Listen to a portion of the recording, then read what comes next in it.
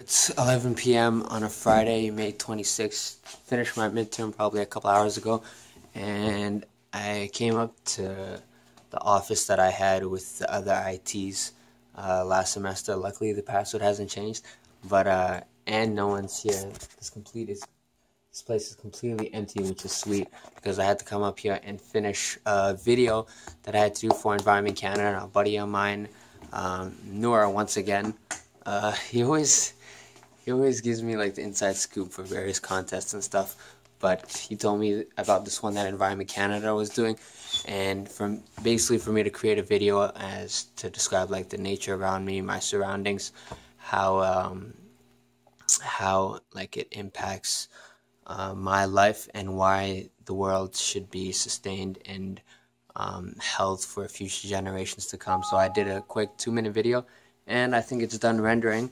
But now I have to just submit it on Twitter, and I think the deadline is today at midnight. So I got like about 50 minutes. It's like 11:10, 50 minutes to submit it, and I think the prize is to go with, yeah, the prize was to go to Catherine McKinney, the Ministry of Environment, to go to, I think, World Environment Day events.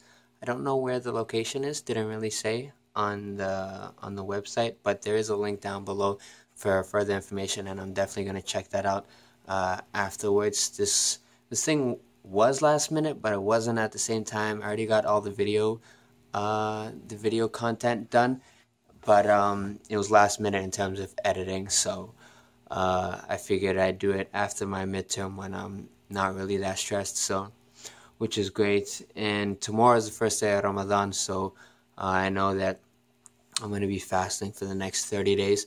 And I figured I'd change up the vlogs a bit, maybe do like an everyday, a couple minutes as to what my experience was that day, and to show people, especially those that aren't familiar with how Ramadan works. I feel like I should be teaching alongside learning because I want to develop myself for the month, and I haven't really done that in previous months, especially growing up.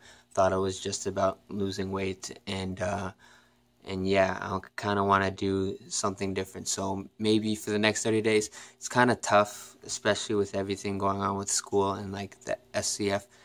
I want to end. I'm going to be working starting next, like at the beginning or middle of June, depending on when the pools open up. But I'm gonna try to see if I can do like an upload a day. It's gonna be tough, but I'll make it short and sweet, and going through what my experience is like as a Somali Muslim Canadian. And yeah, hopefully something will be learned each and every day. I'm gonna um, try to avoid listening to like music, and try to transfer that over to like podcasts. Try to actually teach myself like maybe something or learn anything for the day. So I'm gonna have to cut down on some Justin Timberlake as much as I don't want to. I'm gonna have to do it for the month. So yeah. And let me know what you guys think about the Environment Canada submission video. Obviously, I'm gonna have to submit it before by the time you guys watch this. So hopefully I win, but write down your comments below as to what improvements I can make in the future. Currently, I live in the neighborhood that I grew up in since I was 2 months old.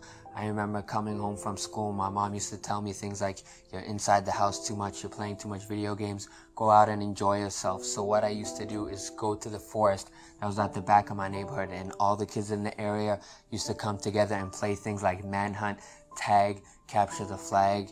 And as I was walking through the paths in the forest, I was reminiscing those things, and I remember how we used to use our imagination in order to have fun, and how everything was exactly the way it was beforehand. It was untouched, nothing was moved, there was no development in the area. And that's what I enjoyed most when I was in the forest, seeing everything the way it is, especially all the animals when it came to the rabbits, the frogs, and the various kinds of birds. One of the tactics that I would use to try to connect with nature is to be as present as I possibly can in that moment. So I would remove any sort of distractions that are in my life, especially the ones that I use on a daily basis, whether it be my phone, my laptop, or any other electronic device. And that way I can be completely present in the moment and to enjoy what's around me. And I know that I am very fortunate to grow up in this sustained environment and grateful that I had this growing up. And looking at the greater picture, this is exactly why we should conserve our planet and protect the world that we live in. Ultimately, we only have one and we're dependent on it. And that goes to say with our living conditions, our own personal health, and not only will it impact us, but future generations to come. So Robert Swan said it best, the greatest threat to our planet is the belief that someone else will save it, so it must start with us.